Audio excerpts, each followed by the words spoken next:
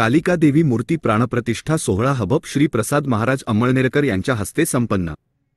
शालिवाहन भूमी news सेवा पैठण नगर परिषद रोडवरील रंगारहट्टी परिसरात प्राचीन भगवती कालिका देवी मूर्तीची पुनश्च प्राणप्रतिष्ठा हबप श्रीप्रसाद महाराज अंमळनेरकर मठाधिपती यांच्या हस्ते पुरोहिताच्या मंत्रघोषात संपन्न करण्यात आली।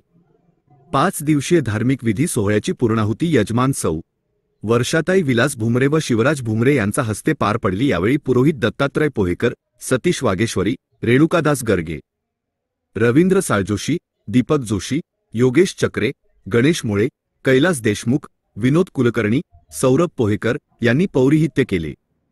या मंदिरासाठी खासदार संदीपान भुमरे, आ विलास भुमरे, छत्रपती शिवाजी संघ, शिवयोद्धा ढोल पथक, कालिका देवी महिला भक्त मंडळ व भाविकांच्या पुढाकाराने मंदिर उभारण्यात आले।